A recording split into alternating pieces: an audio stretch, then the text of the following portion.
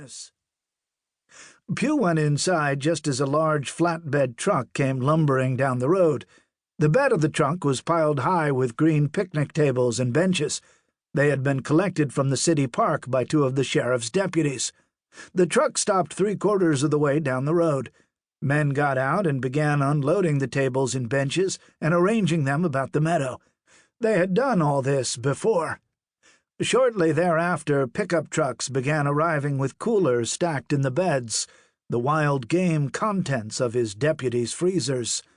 This was the 4th annual Sheriff Bo Tully Empty the Freezer Day, one of the greatest political ploys ever committed in the entire history of Blight County, perhaps even in the history of Idaho, or even of the United States. Tully couldn't help but smile. A couple hours later, cars began turning off the highway and parking in the upper part of the meadow. The occupants got out and came down the road carrying shovels and axes. They began digging holes in the sod of the meadow and lining the holes with rocks. Some of the men carried firewood and piled it next to the holes. Soon a dozen fires were burning in the meadow, an area Tully usually referred to as his yard. Iron racks were set up next to some of the fires, while others were fitted out with grills. By noon, slabs of deer and elk ribs were roasting on the iron racks. Grills simmered with smoked elk sausages, elk and venison steaks, and various kinds of ground meat patties, deer, elk, bear, moose, antelope, sheep, porcupine, and enough mystery meats to cover most of the other wild animal species of Idaho. Tully had once tried what turned out to be a weasel patty, and from then on had taken care to avoid all mystery meats. One large bed of coals contained foil-wrapped packages of sliced potatoes and onions. Huge skillets of grouse gravy bubbled on 2 charcoal grills. Smoked kokanee salmon protruded in pink and golden patinas out of greasy boxes. Tables were laden with double rows of salads, potato, pasta, jello, carrot raisin, coleslaw, ambrosia, layered, sauerkraut, 4-bean, and fruit. All of the salads had been provided by residents of Blight County, along with enough pies to cover the tops of several tables. Assorted local bands took turns furnishing the musical background.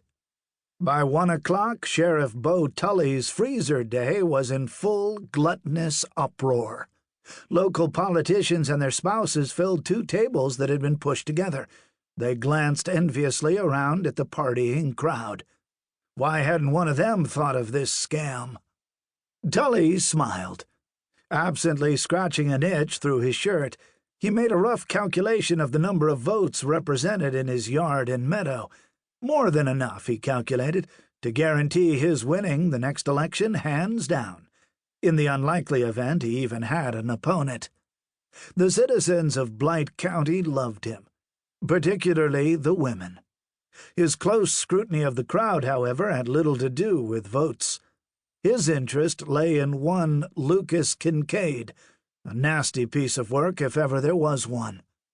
After serving only 2 months of a life sentence for murder and the cultivation and sale of marijuana, Kincaid had somehow escaped from a prison van hauling him to a hospital for a mental evaluation that Tully himself could have provided. Crazy.